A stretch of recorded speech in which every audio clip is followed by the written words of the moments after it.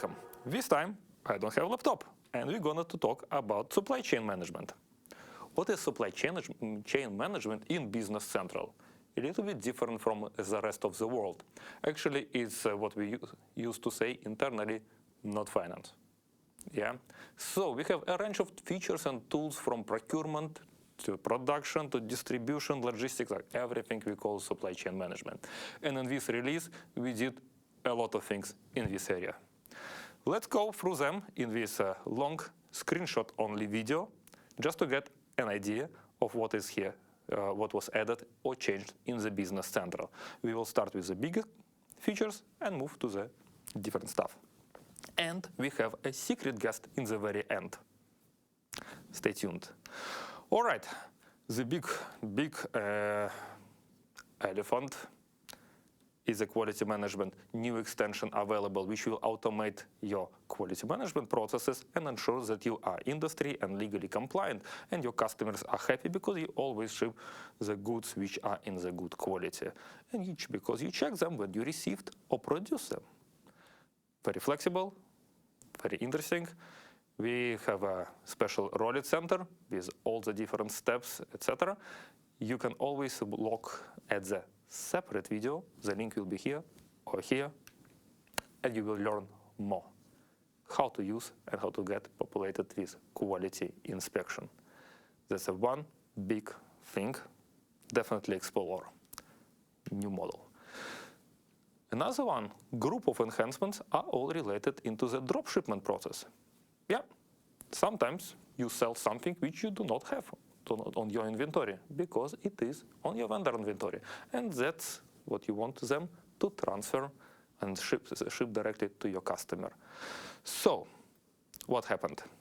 Now there are more ways to create purchase documents for dropshipment sales documents. Another enhancement is the order of operation. Originally, Business Center was a bit restrictive about what you can post first and what you post then. Now it's dramatically more flexible. And last but not least, undo, because mistakes happen. Can you fix them? With drop shipments, you can also do that nowadays. There is a separate video about it.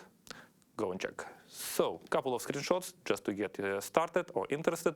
From the sales document, we can use the standard create purchase order action, which normally creates purchase documents for items with a normal buy and sell flow, but also supports drop shipment scenarios. And you can see the new toggle drop shipment, which indicates that all these lines are created for drop shipment. And once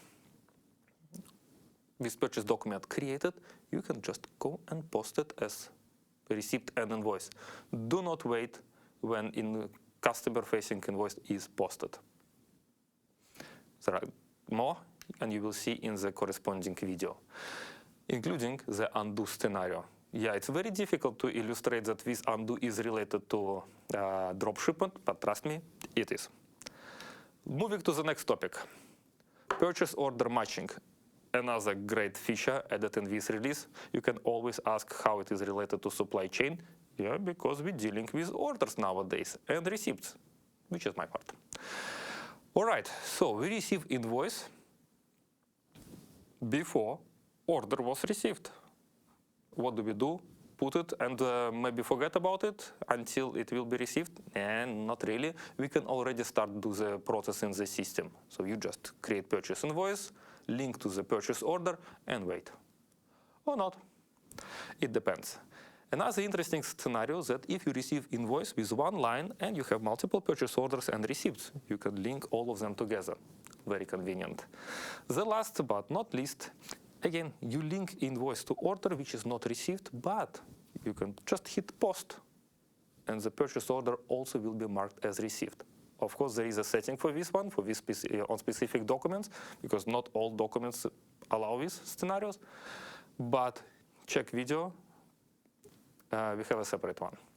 That's a very good one.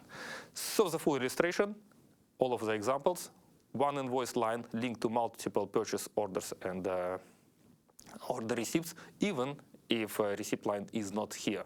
The last example you can see. All right. you can ask, like, why get receipt lines are here? Because if you're not ready to start to use purchase order lines, but you are heavily rely on the get receipt lines processes, you can use filters nowadays. So filters are in the vendor order, vendor shipment, vendor item number fields now supported. Filter and benefit from it. Also, the same enhancement is done for get shipment and service shipment lines, but of course there are less number of fields you're interested in. Probably your reference is one of them. Next topic, document management. Different enhancements related to different documents and how we manage them. I think it's better to illustrate them with screenshots. And we start in the middle with sending. So now you can send the document, the posted sales shipment and sales credit, posted sales return as well. And if you have not configured emails, you can always add them to attachments. So attachment effect box is also new thing here. Another case is about purchase documents, purchase quote to be more precise, and you can see you now can create purchase quote without vendor. You still do need contact, and you will create vendor as soon as this quote is converted to order, but before that, you can have multiple quotes, maybe because you have one demand and 3 different candidates. No reason to create them as vendors upfront. They will be converted automatically, very similar as it happens with sales quotes. You need the template, vendor template, otherwise vendor will not be created. All right, so it's another different way to use purchase quotes. Last one, you probably know this setup if you use service management. So sometimes you create order only per one item. Yeah, so even if your service contract includes multiple elements. So now this toggle once activated, it's also respected by batch job, which allows you to create multiple orders simultaneously. So the system will create order by order for each service item in the service contract. Right. Next group of enhancements, approvals. Yep, very long or highly voted product suggestions to actually support approvals in the item journals and requisition worksheets. The full list of documents is listed. How do you start? You go to workflow templates, select template, and basically that's it. Now you can use it in the, for example, planning worksheet or output journal and the like. So there are new actions which allows you to send it for approval, cancel, see the status. It works very much the same as with the journal lines, with the journals, financial journals, general journals, the right term, but we only focus on batches, not lines. Performance reason, because we have too many lines. So let's make sure that we limit the patches. Also supported via Power Automate. You can always use it there as well. Product information management. Interesting. Now our items are got some extra enhancements. You can watch more about it in the Shopify video because it also very much used in the Shopify connectivity. But you can always use it with the standard Business Central as well. So one of enhancement is item statistics, which has some numbers in the different categories for different periods, with drill down and explanation. Why would we use them? If the numbers are interesting, the Copilot summarization will promote them and you can see them in the summary. But now, go deeper. From item to item variant. And it looks like item because it has pictures now and it has item attributes. So yes, item variant now has pictures and attributes, and they are used by Shopify connector as well. Next one. Group of enhancements related in real supply chain manufacturing scenarios. And description 2 in production BOM and routings. It feels like we just again made one field visible in the UI. No, we added field. Description 2 was missing in the production BOM and routing and in all the consequence tables, for example, planning or production orders, production order components. So now description 2 is really there, copied from item or work center or machine center, and follows the path. So field here for real, feel free to use it. BOM and routing. What next? I'm closing my routing. Looks familiar. We added this warning in previous releases to help the user to understand that they're missing something, because it's so common when people spend time editing a BOM on a routing and just forget to check the status, to change it. Now it reminds them. But not everybody needs it, because maybe people do edits but don't need to change status. So it's now up to individual user to decide if they want to see it or not. So there is a setting in the My Notifications which you can decide, do you want to be warned or not? All right. Next one with a reference to the past. Again, yeah, you can do item tracking on journals, on manufacturing journals as well. And we edit in Excel as well. So you activate item tracking on lines toggle in the journal batch, including output one. And now when you calculate, when you dealing with the production output, you can populate serial numbers right there, right on the lines. Easy. But if you use explode routing action, you could not benefit from this behavior. Now you can. If item which you happen to produce is requires serial number trackings, then system will automatically split the last output operation into multiple journal lines, ensuring that quantity is one for each. Now it's super easy for you to just go and assign each individual serial number here. And notice we have a request approval action also here. Or it's a reference to the previous one. The last one is a bit interesting.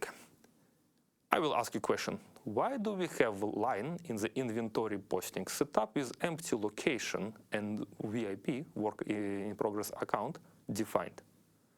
Except the cases when we do demos and we are lazy and do not specify location.